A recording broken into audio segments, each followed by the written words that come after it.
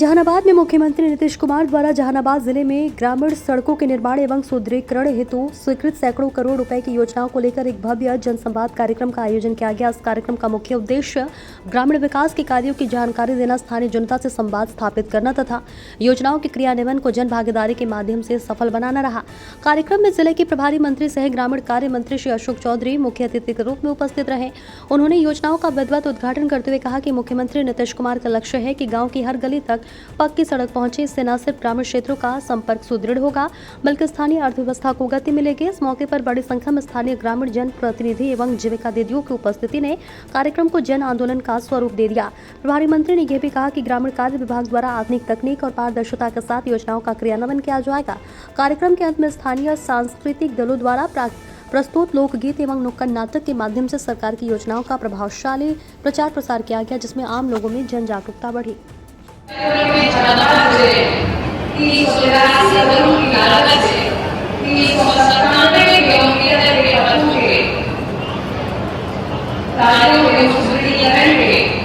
योजनाओं का कार्यान्वयन माननीय मंत्री जी द्वारा किया गया। इन बातों से हम सभी के विद्यालय कर्मचारी कनेक्टिविटी है वो बेहतर होगी।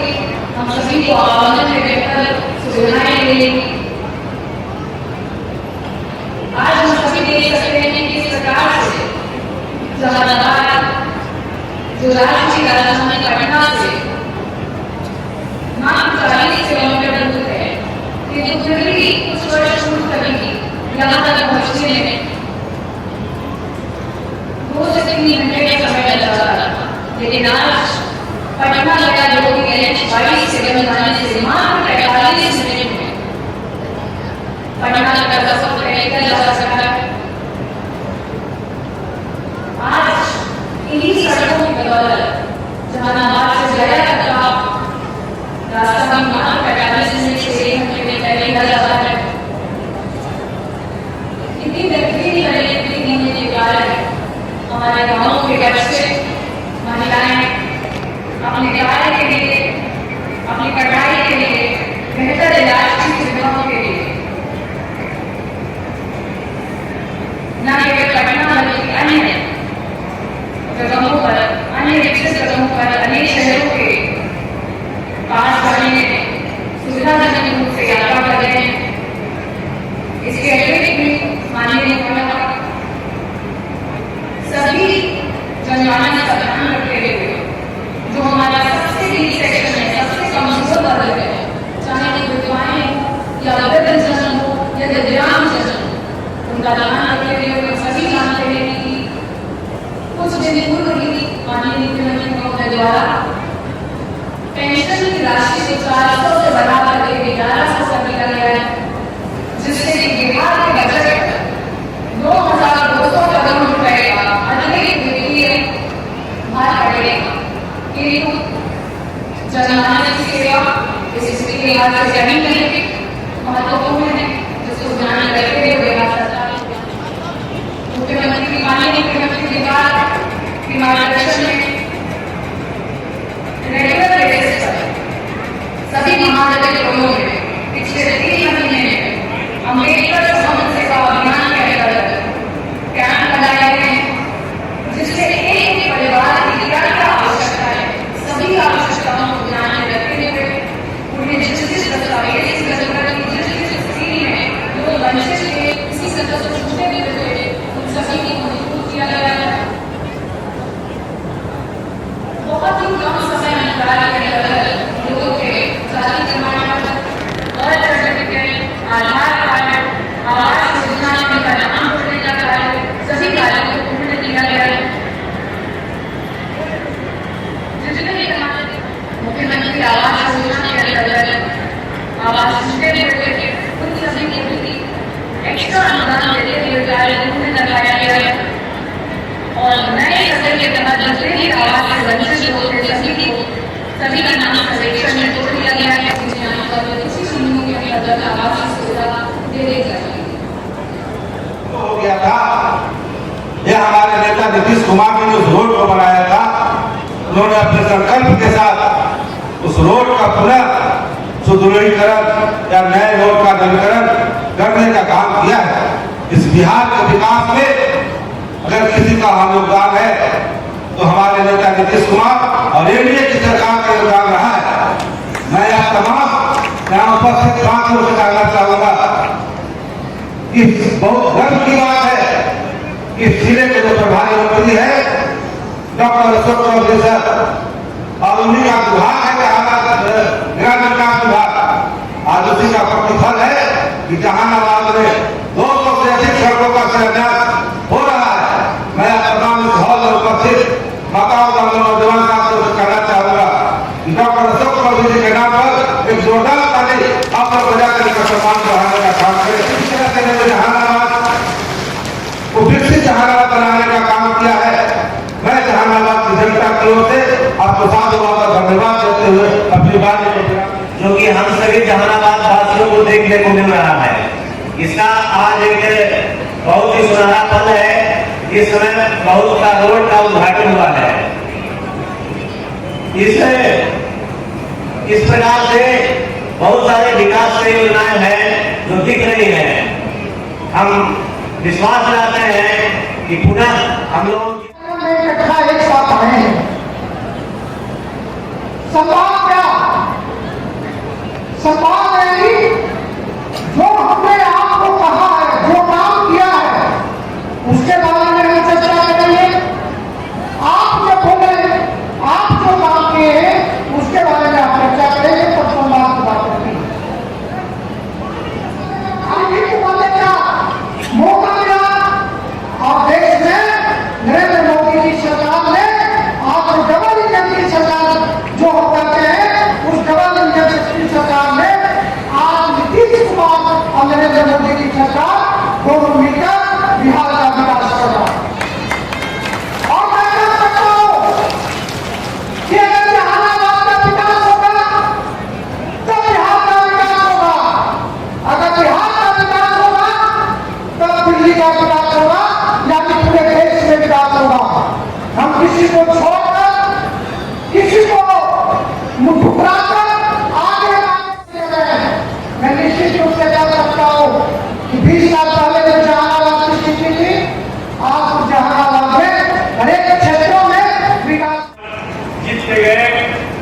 तो सबसे पहला लाइन हमने देखा कि विपक्ष भी सरकार के अगर होते हैं। इसी नाते से आप हम सब लोग यहाँ उपस्थित हैं। ये पूरी सरकार के कार्यक्रम है। हम लोगों को आमंत्रण मिला, हम लोग यहाँ उपस्थित हुए और आज 297 सड़कों का कार्याक्रम और 9 पुलियों का कार्याक्रम किया गया। लगभग 300 करोड़ रुपए से ज्यादा की लागत की योजनाएं जहानाबाद जिला के भी गांवों को कनेक्ट करने के लिए, सड़क को रेगुलेट करने के लिए खर्च किए जाएंगे। लेकिन हम आपको बताना चाहते हैं कि जो सड़कें बनाने के लिए जो पैसा कहां से आता है, सड़कें 26% जो अधिक होगा उसको लिया जाएगा। इस व्यवस्था से सड़कें बनाई जा रही है।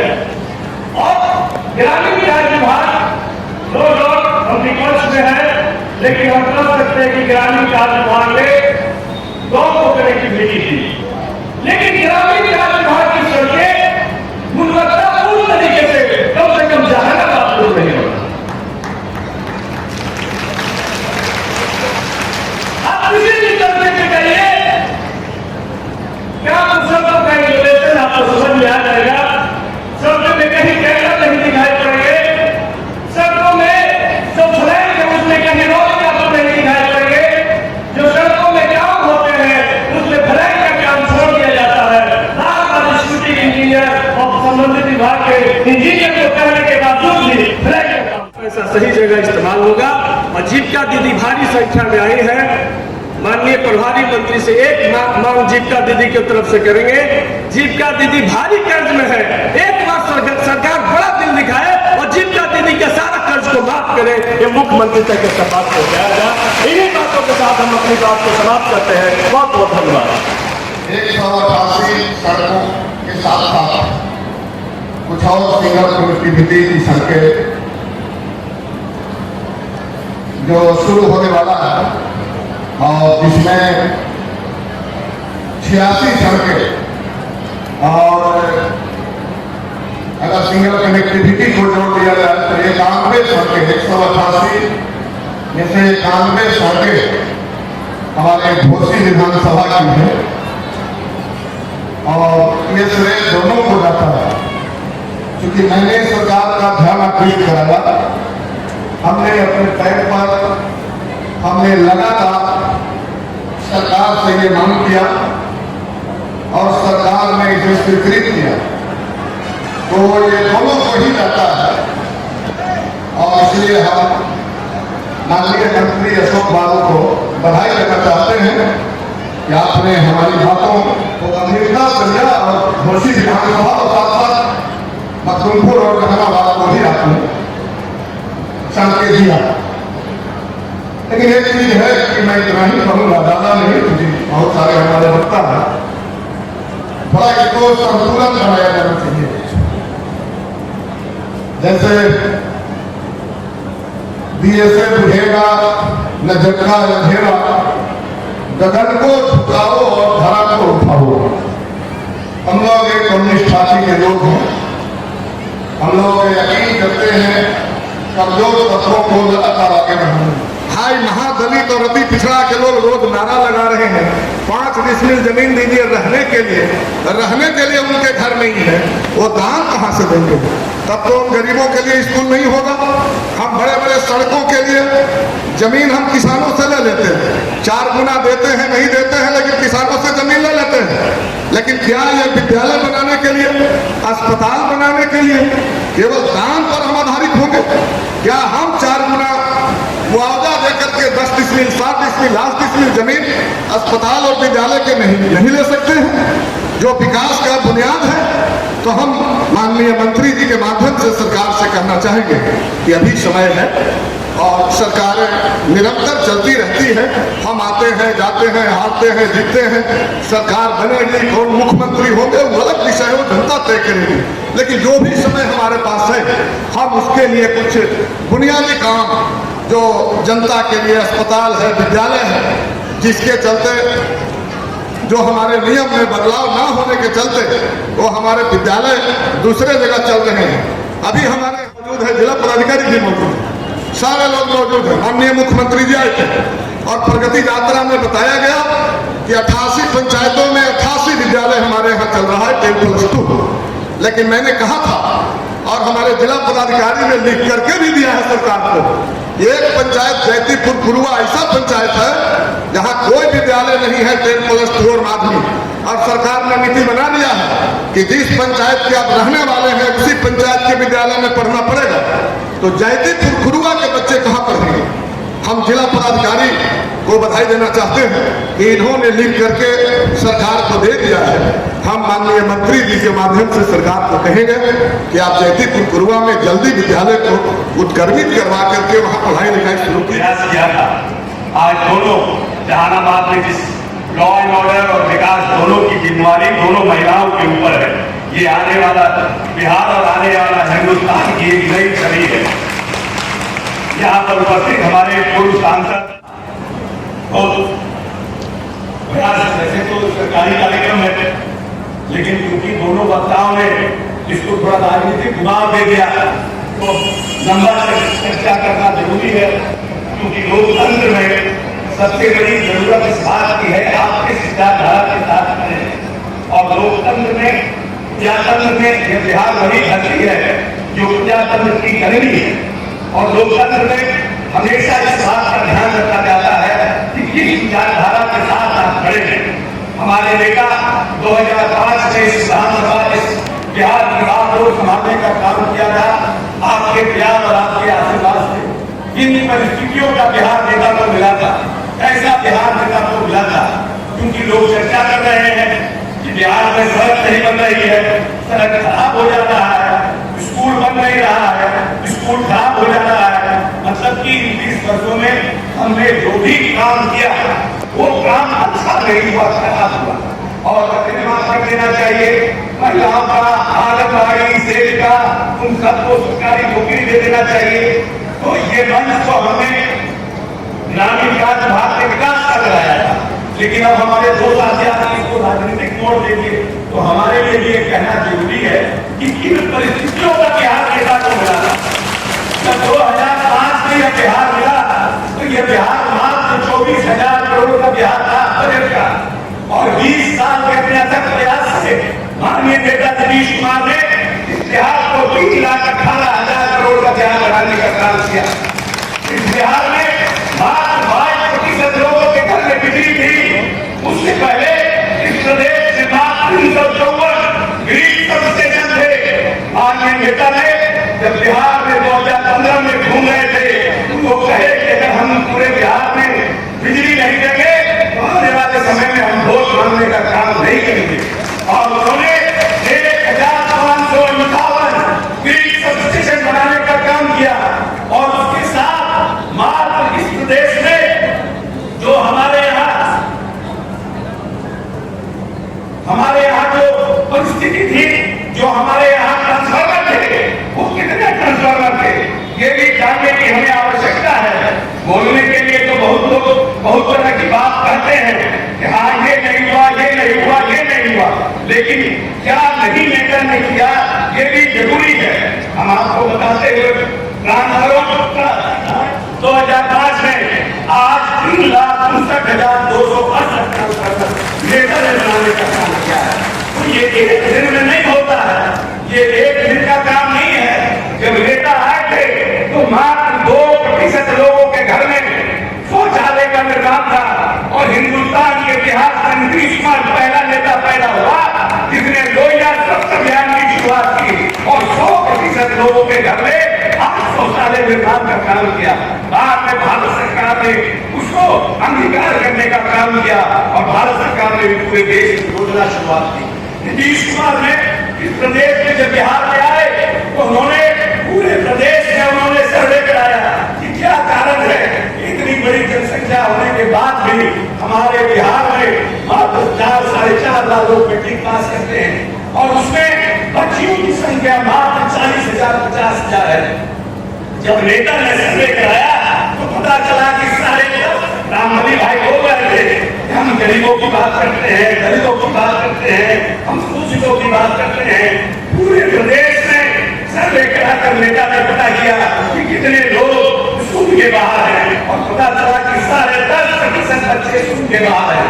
जो बच्चे दलितों के थे, अति पिछड़ों के थे, अल्पसंख्यकों के थे, और माननीय नेता ने हिंदुस्तान के आजादी में नीतीश कुमार पहला नेता हुआ जिसने टोला सेवक और पार्टी मरकज का गठन करके लोगों को विद्यालय लाने का काम किया, और इस प्रदेश में 25,000 प्राथमिक विद्यालय का निर्माण किया दलितों और पिछड़ों के और अल्पसंख्यकों के यहाँ, और उनको विद्यालय लाने का काम किया। और आज 0.5% से भी कम बच्चे स्कूल के बाद हैं, उनको भी नेता उनको भी विद्यालय लाने का काम कर रहे हैं। खाली भाषण देने से इसके पहले 15 साल आप उनकी सरकार थी जिनके आप लोग नुमाइंदे हैं, उनसे पूछिए कि उन्होंने 15 साल में कौन सी नीति लाई अति पिछड़ा और दलित का बच्चा स्कूल आने का काम करे। ऐसी कौन सी नीति लाई जिससे कि हमारे बच्चे स्कूल में आने का काम करे।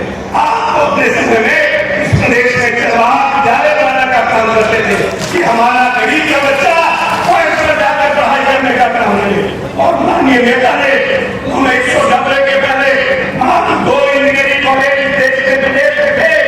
90 के बाद 2005 से 10 तक एक इंजीनियरिंग कॉलेज नहीं बना था, और नेता ने हर एक जिलों में इंजीनियरिंग कॉलेज बनाने का काम किया, और न सिर्फ ITI पॉलिटेक्निक और इंजीनियरिंग कॉलेज बनाया। इस प्रदेश में लगभग आधा 36% रिजर्वेशन मिलेगा, और अनुसूचित जाति जनजाति के बच्चों को भी आरक्षण का लाभ मिलेगा। और ये जानिए कि पूरे हिंदुस्तान में यह अकेला राज्य है जहां 10 रुपए में इंजीनियरिंग की पढ़ाई होती है, और 5 रुपये में ITI और पॉलिटेक्निक की पढ़ाई होती है, और सारा पूरा खर्च बिहार सरकार अपने ऊपर वहन करता है और लोगों को पढ़ाने का काम करता है। जो लोग बड़ी बड़ी बात करते हैं लेकिन उनको ये नहीं समझ में आता है कि यह बिहार जो 118 नरसंहार का बिहार था, माननीय नेता को मिला था, और धार्मिक उन्माद अपने चरम पर था, जातीय उन्माद अपने चरम पर था, और 20 साल के नामे नेता के शासन काल में एक नरसंहार इस देश में नहीं हुआ। वही जनता, वही अफसर, वही हमारा पुलिस फोर्स, लेकिन माननीय नेता ने प्रदेश में एक भी नरसंहार इस प्रदेश में नहीं हुआ। ये पूरा मगध और शाहबाद का इलाका पूरी तरह से जाति और वाद में फंसा हुआ था। क्या स्थिति था जहानाबाद में नक्सलों ने जेल ब्रेक किया था इसी जहानाबाद में। लेकिन आज देखिए पूरे जगह चले जाइए, कहीं भी चले जाइए, कोई रोक टोक नहीं है। 7 बजे के बाद जो पिंजौरा और उसका इलाका था, पता नहीं कब कहां से गोलीबार चलने लगेगा। लेकिन आज देखिए क्या स्थिति है, पूरे बिहार में कहीं भी चले जाइए। आज हमारी बच्चियां, हमारे लड़के पूरे बिहार में 40% लोग गरीबी रेखा के नीचे रहते थे और माननीय नेता ने अपने नियम कानून बना करके आज उसको 16% करने का काम किया। ये कौन लोग हैं, ये किसके लोग हैं? चाहे ये दलित अति पिछड़े अल्पसंख्यक के लोग नहीं है। कौन लोग 40% से कम गरीबी रेखा के नीचे जाते थे? माननीय नेता ने कानून बना करके उनको, जो नेता बड़ा होता है वह सिर्फ कानून बनाता है, बल्कि योजना का निर्माण करता है और उसके लिए पैसे की व्यवस्था करके उसको धरातल पर उतारने का काम किया है। हम मानते हैं कि हम भाग्यशाली हैं और जब अभी नीतीश कुमार का मॉडल लिखा जाएगा तो नीतीश कुमार का नाम स्वर्ण अक्षरों में लिखा जाएगा कि वो एक नेता है जिसने अपने कानून बनाकर, नियम बनाकर के जो बिहार बीमार राज्य की श्रेणी में था, जो बिहार इस प्रदेश में बिहारी होने के नाम पर जिसको लोगों को शर्म आता था, जो लोग दिल्ली में रहते थे तो कहते थे शर्म से कि हम उत्तर प्रदेश के हैं, उनको शर्म लगता था बिहारी बोले हुए। उनका मान सम्मान माननीय नेता थे फिर जो है वो गौरव से उठाने का काम किया है। इस प्रदेश में तो इस प्रदेश में पर कैपिटा इनकम औसत व्यक्ति आमदनी, जो औसत आमदनी थी वो 7,000 रुपया थी, मात्र 7,000। और आज 20 साल के अटक प्रयास से इसको 66,000 पर व्यक्ति आय करने का काम नेता नीतीश कुमार ने किया है। ये कोई बदलाव नहीं है। इस प्रदेश में हिंदुस्तान में, पूरे हिंदुस्तान में बिहार अकेला राज्य है जहाँ 1,30,000 जीविका दीदियों को माननीय नेता ने जीविका के माध्यम से जोड़ने का काम किया। और जब भारत सरकार के पास पैसा नहीं दिया, बिहार सरकार के पास पैसा नहीं था, वर्ल्ड बैंक से लोन लेकर के माननीय नेता ने जो आधी आबादी है उसको आर्थिक रूप से सशक्त करने के लिए सेल्फ हेल्प ग्रुप के माध्यम से उनको आगे बढ़ाने का काम किया। जो लोग हमेशा अपने जीवन भर अपने पति पर आश्रित रहते थे, 100, 200, 500 रुपए के लिए आज ग्रामीण इलाकों में जाइए, आपको लगेगा कि वही मर्द जो उनके यहाँ औरत उनके यहाँ पैसा मांगती थी, आज मर्द जो है वो औरत से 200, 500 हजार रुपया मांगने का काम कर रहा है। हमने रसोईया के माध्यम से, हमने रसोई दीदी के माध्यम से इनको सबल लगाने का काम किया। और पूरे बिहार में जितने भी पोशाक योजना है उसको भी दीदिया बनाने का काम करेगी और उसको भी हम सप्लाई करेंगे, जिससे कि हमारे दीदी की आमदनी की बढ़ने का काम हो। हर तरह से नेता करने का काम किया है। पूरे हिंदुस्तान में बिहार अकेला राज्य है इसने सस्टेनेबल डेवलपमेंट के लिए काम किया और आधी आबादी को सशक्त मजबूत करने का काम किया। जब नेता आए 2005 में, जो लोग अपनी जीवन में मुखिया नहीं बन सकते थे, जो सोचते थे क्या मुखिया जी के दरवाजे जाएंगे, मुखिया जी हमको जानेंगे कि नहीं पहुंचा देंगे, बैठने कहेंगे कि नहीं बैठे, एक गिलास पानी भी देंगे कि नहीं देंगे, मेरी बात सुनेंगे कि नहीं सुनेंगे, वैसे लोगों को माननीय नेता ने एक अनुबंध आरक्षण देकर दलितों को, अधिक पिछड़ों को और आधी आबादी जो महिलाओं की है उनको मुखिया सरपंच और जिला परिषद अध्यक्ष बनाने का काम किया। एक नई राजनीतिक पीढ़ी को पैदा करने का काम किया है और यही कारण है कि ये जो 118 नक्सलवाद और नक्सलों का जो वर्चस्व बिहार में था उसको इसके माध्यम से नेता ने तोड़ने का काम किया है। हर तरह से इस बिहार की मूलभूत संरचना को और इस बिहार को आगे बढ़ाने का काम किया है। जब नेता आए थे जो लोग अभी भाषण दे रहे थे, अभी तो भाषण नहीं देते थे, हम कुछ और बोलते, लेकिन दोनों भाषण दे दिए। पॉलिटिकल हमको बोलना पड़ा कि ये लोग आए थे तो इंडियन कांग्रेस सर्वे का रिपोर्ट है कि इनको मिला था बिहार 3.5 से 4 विकास दर और ये 15 साल आए बिहार में और उन्होंने विकास दर को 2.5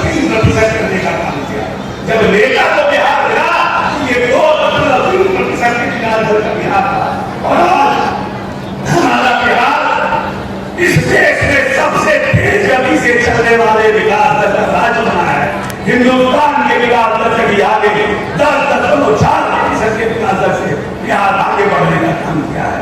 तो जो लोग बोलते हैं, बोलना तो काम है, आप कुछ बोलिएगा, राजनीति के तो विचारधारा की बात है। जो लोग आएंगे अपनी तरह से बात करते जाएंगे। और एक बात और, जो माननीय नेता का मानवीय पहलू है, जब नेता सारे ने देखा कि 4 लाख बच्चे सिर्फ पास करते हैं और उसके 50,000 ही बच्चियां हैं, जबकि मेरी आबादी इतनी बड़ी है, तो उन्होंने पता किया कि क्या कारण है कि 4वीं और 5वीं के बाद हमारी बच्चियों का ड्रॉप आउट रेट पूरे देश में सबसे ज्यादा है। उन्होंने जब सर्वे कराया तो पता चला कि जो बच्चियां हमारे गरीब की बच्चियां हैं और ये बच्चियां सियानी हो जाती हैं, बड़ी हो जाती हैं और माता पिता के पास ऐसा कपड़ा नहीं होता है कि जिनको पहना करके वो उनको विद्यालय भेजे। हिंदुस्तान के इतिहास में नीतीश कुमार पहला नेता है जिसने पोशाक योजना और साइकिल योजना की शुरुआत की और बच्चियों को पोशाक देने का उन्होंने शुरुआत किया। और आप हिंदुस्तान के प्रसन्नता होगी, आज 18 लाख बच्चे मैट्रिक की परीक्षा पास करते हैं और आगे से ज्यादा 51% हमारी बच्चियां मैट्रिक की परीक्षा पास करने का काम कर रही है।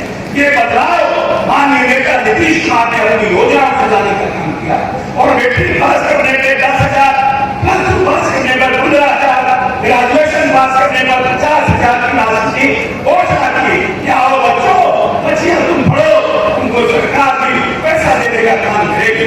माननीय नेता यहीं पर नहीं रुके, जो लोग इस देश में मिला बेचने का काम करते हैं, जो लोग इस देश में साइकिल बनाने का काम करते हैं, सब्जी बेचने का काम करते हैं, दिहाड़ी मजदूर का काम करते हैं, उनका भी सपना था कि हमारे बच्चे इंजीनियरिंग करें, मेडिकल करें और आगे की पढ़ाई करें। और माननीय नेता ने स्टूडेंट क्रेडिट कार्ड योजना की शुरुआत की और कहा कि 5 लाख रुपया लोन लो और आगे की पढ़ाई अपनी जारी रखो और अपने कौशल को बढ़ाने का काम करो। और नेता ने जब देखा 2 साल बाद कि बैंक लोन लेना बंद कर रहा है, बहुत कम ब्याज प्रदान करता है, तो खुद माननीय नेता ने क्रेडिट कार्ड के लिए एक फाइनेंशियल ऑपरेशन बनाया कि हम अपने माध्यम से देंगे और बच्चों को भाषण में कहा, बच्चों को कि तुम पैसे देने में तुमको दिक्कत होगा तो तुम्हारे पैसे को भी हम माफ करने का काम करिए, लेकिन आओ और पढ़ो। इस बिहार को आगे बढ़ाने का काम किया है और प्रयास किया है कि मेरा बिहार, जिसमें याद करिए हम इस बिहार के लोग हैं, जहाँ पर अफगानिस्तान से लेकर बांग्लादेश तक ये बिहार, जहाँ पर सोने की चिड़िया कहा जाता था, इसी बिहार से मौर्य राजवंश ने इस देश को राज करने का काम किया था। और सम्राट अशोक ने इसी राजगीर से अखंड भारत का सपना देखा था। हम वो बिहारी हैं, हमारा हमेशा हमारे पास वो पोटेंशियल है, वो ताकत है कि हम अपने बिहार को आगे ले जाने का काम करें। लेकिन जब 15 साल जिनका राज रहा, जो लोग के पास बिहार था, उस समय हमारे देश के प्रधानमंत्री पी.वी. नरसिम्हा राव थे और उन्होंने इस देश की इकोनॉमी को खोलने का काम किया, अर्थव्यवस्था को खोलने का काम किया। सभी राज्यों ने अपना अपना औद्योगिक नीति बना करके अपने राज्य में प्रोत्साहन लाने का काम किया। लेकिन हमारे बेटा जो उस समय आपके प्यार और आशीर्वाद से थे, उस समय लाठी कटर और लाठी धुआं बन रहे थे, उनको ये चिंता नहीं था कि बिहार में इन्वेस्टमेंट आए। जो लोग गुजरात, कर्नाटक और जो लोग जा रहे हैं महाराष्ट्र, उस पैसे को हम बिहार में बिताने का काम करें और हमारे युवाओं को उससे रोजगार मिले। क्या हम रोजगार देंगे? माननीय नेता 2020 तक कहे थे कि हम 10 लाख रोजगार और 10 लाख नौकरी और 20 लाख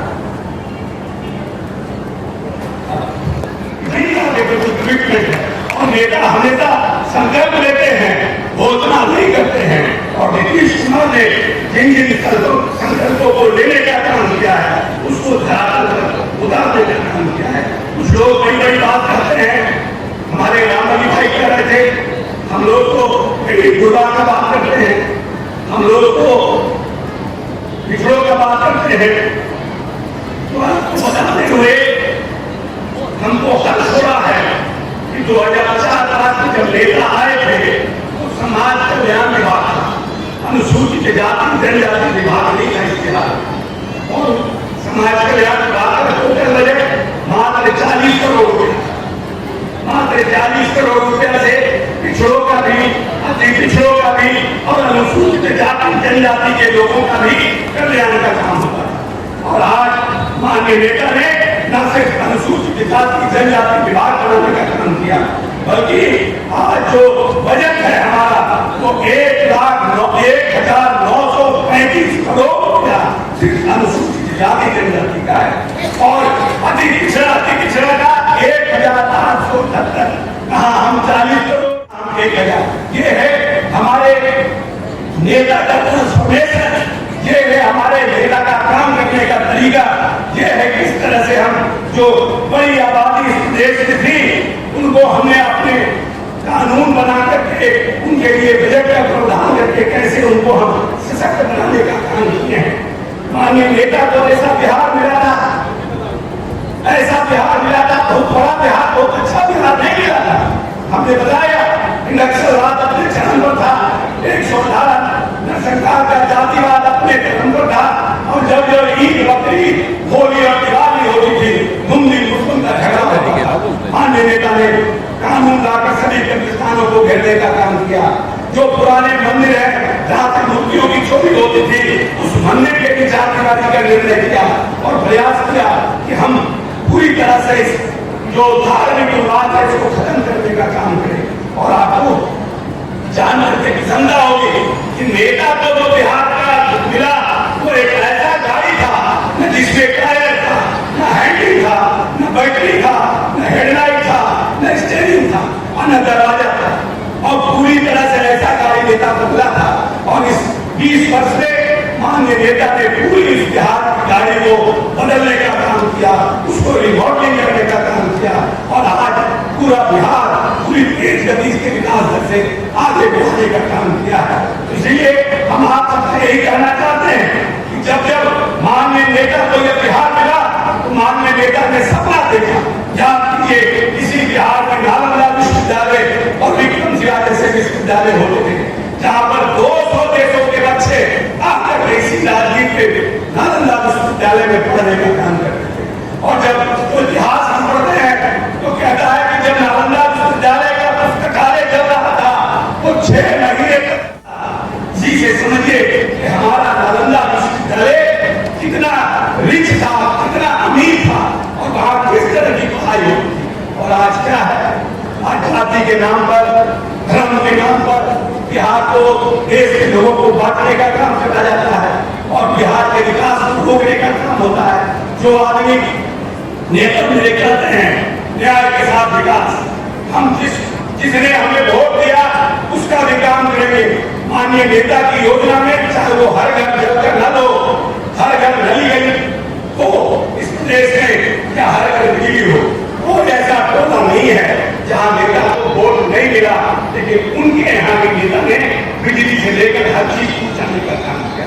क्योंकि नेता को लगता है कि पर कैपिटा इनकम तो प्रति औसत आमदनी हमारी है, उसको बढ़ाने के लिए हमें पूरे बिहार के लोगों को अपने साथ लेके आगे बढ़ना और इसी सोच के साथ अगर कोई व्यक्ति आगे बढ़ेगा और इसी और योजना के साथ अगर कोई व्यक्ति आगे बढ़ेगा वही 21वीं सदी के बिहार का सपना दे सकता है। वही हमारी जो पुरानी विरासत है, जो हमारा पुराना इतिहास है, उसको हम तभी पा सकते हैं जब अंदर कहीं एक बिहारी होने का ललक अंदर में हमारे देश को। जिस दिन हम दलित तबड़ा पिछड़ा हिंदू मुस्लिम हो जाएंगे बिहार अकेला आगे नहीं बढ़ सकता है और सरकार बिहार को आगे नहीं बढ़ा सकती है। उसके लिए हम सब लोगों को इस बिहारी को संकल्प हमें इस देश का अव्वल राज बनना है। जो हमारे पुरखों ने इस बिहार को इतना आगे बढ़ाने का काम किया था और हिंदुस्तान को सोने की चिड़िया बनाने का काम किया था, उस बिहार के विरासत और इतिहास को हम दोबारा बनाने का काम करेंगे। और माननीय नेता ने यही नहीं किया, नीतीश कुमार जी ने इस बिहार में ITI, NIT, VIT, Chandragupta management institute, law विश्वविद्यालय से लेकर के अनेकों संस्थानों का निर्माण किया, जिससे कि जो बड़ी आबादी तो हमारे नौजवानों की है उसको हम आगे बढ़ाने का काम करें। इसलिए हम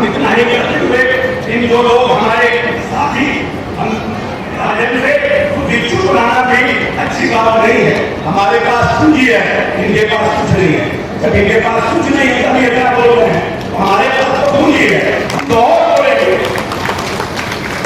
और जहानाबाद में, चूंकि हम जहानाबाद से बगल के अपनी विधानसभा के हीरसराय के कोटा गांव से आते हैं और माननीय नेता ने हमें बराबर यहाँ पर प्रभारी भी बनाया। लोकसभा चुनाव में भी हम, इसके पहले जब हमारे उम्मीदवार चंद्रवंशी जी थे उस समय भी हम थे, इस बार भी हमारे चुनाव में, और बराबर बहुत संजोग रहा कि नेता ने यहाँ का हमें प्रभारी बनाया। तो हम आपको बताते हुए प्रसन्नता हो रही है कि नीतीश कुमार ने जहानाबाद के लिए 2024-25 में 188 सड़कों को पास करने का काम किया है, जिसका टोटल किलोमीटर 309.64 किलोमीटर है और उसकी पूरी लागत 250 करोड़ रुपया है।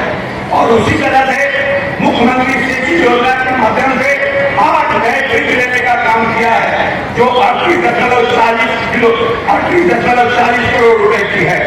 उसी तरह से हमने 25-26 में मुख्यमंत्री सड़क सुदृढ़ीकरण योजना के तहत 25 सड़कों को लेने का काम किया है, जिसकी कुल लंबाई 45.72 किलोमीटर है और टोटल राशि 59.31 करोड़ रुपया है।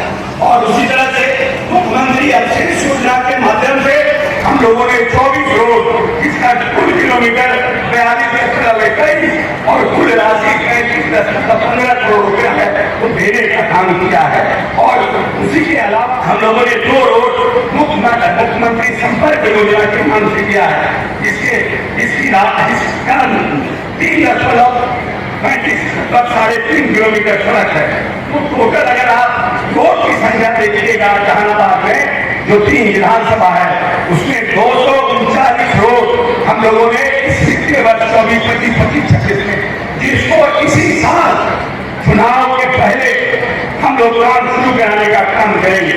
और जिसकी टोटल लंबाई 401 किलोमीटर है और जो टोटल ब्रिज है वो 9 किलो का निर्माण होगा और टोटल राशि 383.467 करोड़ रुपया इस पर लागत आएगी। बात इसी से सोचिए कि माननीय नेता कितना चिंता करते हैं और किस तरह से हमारे विधायक इन लोगों ने भी कुछ सड़कों को दिया था, लेकिन इतना सड़क नहीं दिए थे जो क्लियर भी कर रहे थे रामबली बाबू कि हम लोग बहुत क्वेश्चन उठाए करना के ढकना के, तो इतना क्वेश्चन इतना सड़क नहीं मांगते, लेकिन मांगे थे सड़क। ये भी चिंतित रहते हैं अपने लिए, लेकिन मांगे थे। और हमारे यहाँ एमपी साहब भी बैठे हुए हैं और आपके एमपी साहब तो आज तक कभी हमको रोड के लिए कहते नहीं, कभी फोने नहीं कि मेरा भी जाकर बैठ करके उनके बेटा को हरा दिए, लगता है गुस्सा रहे हैं। लेकिन विकास से हम लोग सबको एक करना चाहिए, कोई राजनीतिक दल के लोग हो, विकास से एक नहीं हो। अगर जनता को फायदा होगा, लोगों को फायदा होगा, तो टिकट भेटने की है। जो लोग राजनीतिक लोग हैं उनके प्रति लोगों का विश्वास है। रामबली बाबू के पहले आए थे हमारे मजदूर के विधायक कह रहे थे रोड तो बन रहा है, लेकिन आप लोग तो क्वालिटी मेंटेन नहीं करते हैं। तो इनको बता देना चाहते हैं कि 2005 से पहले इस बिहार में टोटल 8000 किलोमीटर सड़क, ग्रामीण सड़क थी। ये लिख लीजिए और पता करिएगा, फिर हमको कहिएगा। मात्र 8000 किलोमीटर ग्रामीण सड़क थी और पीएमजीएसवाई प्रधानमंत्री सड़क योजना के माध्यम से सड़कों का निर्माण होता था। हमारे यहाँ बिहार में कोई ट्रैक्टर नहीं था, बाहर से एजेंसियां काम करती थी। और जब नेता नीतीश कुमार आए तब उन्होंने ग्रामीण कार्य आवास बना करके जहाँ उनको भी आने बढ़ाने का काम किया। और आज तो हम परिवहन के माध्यम से और उद्योग के माध्यम से जो बच्चे हमारे पढ़े हुए हैं उनको 10 लाख रुपया देते हैं कि 5 लाख रुपया सब्सिडी, उसको लौटाना नहीं है, और 5 लाख रुपया ऋण फ्री, कोई ऋण नहीं उसके, और लोगों को आगे बढ़ाने का काम कर रहे हैं। 300 जब ये आप बैठ के छोड़ करके, और अभी में हमारे स्टार्टअप और उद्योगपतियों में 300% का इजाफा हुआ है। और हम लगातार इस प्रदेश में हम बार बार कहते हैं कि ये जो आने वाला 5 वर्ष है ये हमारे आर्थिक संपन्नता का समय है। तो 7,000 से माननीय नेता ने 66,000 प्रति व्यक्ति आय किया है, इसको हम सबको 1 लाख प्रति व्यक्ति आय ले जाना है। और इसके लिए ये जो आने वाला 5 वर्ष है, ये बहुत बड़ा वर्ष है। और इस वर्ष में हम आने वाले बिहार को नई तरह से समृद्धशाली और संपत्तिशाली बनाने का काम करेंगे। इसलिए माननीय देश के प्रधानमंत्री नरेंद्र मोदी जी ने जब से हमारी सरकार बनी है, तब से लगातार इस बिहार में आकर नई नई योजनाओं को उन्होंने शुरुआत करने का काम किया है, नई नई सड़कों को देने का काम किया है। और जो लोग आज कहते हैं कि नरेंद्र मोदी जी आकर क्या, तो हमको याद है पिछले साल का जो भारत सरकार का बजट था, उस बजट के बाद यही लोग इंडिया गठबंधन के लोग ने पार्लियामेंट में भाषण दिया था कि ये बिहार का बजट है, भारत का बजट नहीं है। अब बिहार में आते हैं जब कहते हैं नरेंद्र मोदी क्या दिए हैं, यही समझ लीजिए इन लोगों का दिल्ली में कुछ बोलते हैं और बिहार में कुछ बोलते हैं। इसलिए हम दोनों नेता माननीय नरेंद्र मोदी जी को और माननीय नीतीश कुमार जी को साधुवाद देते हैं कि बिहार की जो बड़ी आबादी 70 साल की आजादी के बाद भी मुख्य धारा से जुड़ रही पाई थी, जो आर्थिक रूप से संपन्न नहीं हो पाए थे, जो सामाजिक रूप से पीड़ित थे, जो आर्थिक रूप से संपन्न नहीं हो पाए थे, उसको माननीय नेता ने अपनी योजनाओं के माध्यम से मजबूत और सशक्त बनाने का काम किया है। याद कीजिए जगियार साहब को बोलते थे जिसकी जितनी आबादी उसकी उतनी हिस्सेदारी, और एक लंबी लड़ाई लड़ने का काम जगियार साहब ने साउथ से किया था। और बाद में ज्ञानी जेल सिंह और हमारे समाजवादी नेता पूर्व मुख्यमंत्री कर्पूरी ठाकुर ने उस आवाज को ताकत देने का काम किया था। लेकिन हिंदुस्तान की आजादी के बाद नेता बोलते सब थे कि जिसकी जितनी आबादी उसकी उतनी हिस्सेदारी, लेकिन किसी ने माना नहीं था कि उस आधी आबादी को लेकर जो बड़ी बात कही जा रही है उसको सरकारी पक्ष लगाने का काम करे। और आजाद हिंदुस्तान में नीतीश कुमार का जितने जातीय गणना करा करके उस आवाज को जिसकी जितनी आबादी उसकी उतनी हिस्से आजादी को गौर लगाने का काम किया है। इसीलिए हम सब भाग्यशाली है, एक सशक्त विचारधारा, एक सशक्त दृढ़ संकल्प व्यक्ति के साथ यह बिहार सुरक्षित है। जब जब चुनाव हो, आने वाले भविष्य के लिए, आने वाली संतति के लिए, आने वाली पीढ़ी के लिए अपने नेता को और ताकत देने का काम कीजिए। बहुत बहुत धन्यवाद। जय बिहार, जय नीतीश कुमार। ने सवाल उठाया है बिहार में जो स्पेशल रिवीजन हो रहा है उसको लेकर के, महाराष्ट्र में भी उन्होंने उठाया था और बिहार में। ये हमको लगता है कि इलेक्शन कमीशन को वो लोग कल गए हैं, मिले हैं इलेक्शन कमीशन ये तो अथॉरिटी इलेक्शन कमीशन है, तो इलेक्शन कमीशन एड्रेस करेगा। तो सोशल इसमें भी पॉलिटिक्स हो रही है। अब उन लोगों को भय लग रहा है कि लगता है उनके वोटर्स कट जाएंगे या कुछ है, लेकिन हमको नहीं लगता है कि ऐसा है। वोटर काटने के लिए तो वोटर जोड़ने के लिए बनाया जाता है, और कभी न कभी तो लाइफ में आपको और ट्रांसपेरेंट तो करना पड़ता है। जब कंप्यूटर ही आया था तो लोग कह रहे थे जॉब चला जाएगा, बहुत से लोग कह रहे थे कि जॉब चला जाएगा, ख़त्म हो जाएगा, लेकिन आज तो एवरीबडी इज़ यूजिंग कंप्यूटर। तो जॉब बढ़ा है कि घटा है, तो हर तरह से हर एक लोगों का ट्रांसपेरेंसी कहीं ना कहीं आना चाहिए। और ट्रांसपेरेंसी का वोटर लिस्ट का जो हो रहा है वो ट्रांसपेरेंसी का। सर, सड़कों के सुदृढ़ीकरण का कार्यक्रम था और एक सड़क को लेकर ही जहानाबाद का एक वीडियो पूरे देश में वायरल था कि बगैर एनओसी लिए हुए बीच पेड़ों के बीचों बीच। देखिए, ये सब सत्य है कि लंबे समय से जो हम लोगों का वन विभाग या उसके अलावा जो वन विभाग की अथॉरिटी टाइम लगाता है, तो कम से कम ये तो करिए कि हर कोई को दिखता है कि आधा गिलास भरा हुआ है, आधा गिलास खाली है। पेड़ हैं लेकिन सड़क तो बन गया, लोगों को सुविधा। अब उसके चलते 2 साल तक इंतज़ार करते रहते आपको, फिर 2 साल तक इंतज़ार करते रहते तो रोड तो ख़राब होता। तो एटलीस्ट रोड को बना दिया गया, बीच में पेड़ है। पेड़ तो रोड के सेंटर में, बीच में रोड के लेफ्ट है और एक राइट है, बीच में जहाँ पगडंडी वहाँ होती है या जहाँ डिवाइडर होता है वहाँ पर पेड़ है, तो उस पर भी रेक्टिफिकेशन किया जाएगा। सर, प्रशांत किशोर बड़ा आक्रामक रखते हैं आपको लेकर के। हाल में उनको वोट जाएंगे तो रोज के दहेज चले जाएं अंतर्राष्ट्रीय। तब क्या हम क्या कर सकते हैं? बड़ा नेता लोग हैं, बहुत ज़्यादा पढ़े लिखे भी हैं, कहाँ विदेश में भी काम किए हैं। हम लोग तो देसी आदमी हैं, कितना जवाब दें। अच्छा, जहानाबाद में आज क्या क्या? जहानाबाद में आज जो हमारी सड़कें थी, जो माननीय नेता ने 2012-5 को जो कार्यारंभ किया था, उसके जनसंवाद था। और भविष्य में हम क्या क्या सड़कें दे रहे हैं। लगभग हम लोग 400 किलोमीटर सड़कें जहानाबाद जिले में दिए हैं, 338 करोड़ के आसपास। पुल, सड़क उसका घोषणा, उसका ये ग्रामीण कार्य विभाग क्या कर रहा है, कैसे कर रहा है, उस पर चर्चा की। विधायकों की मौजूदगी में विधायकों को आपने ये विधायक जी इसको पॉलिटिकल बना दिया, नहीं तो डेवलपमेंट था। तो अब तो आप जब बैठे हैं, आप कहिएगा कि आप बिलमुंडा हैं, बाल नहीं है आपको, तो हमको बोलना पड़ेगा ना कि हमको बाल है। Thank you. ऐसी ही और खबरों से हमेशा अपडेट रहने के लिए चैनल को सब्सक्राइब कर लीजिए और वीडियो पसंद आया हो तो लाइक और शेयर करना ना भूलें।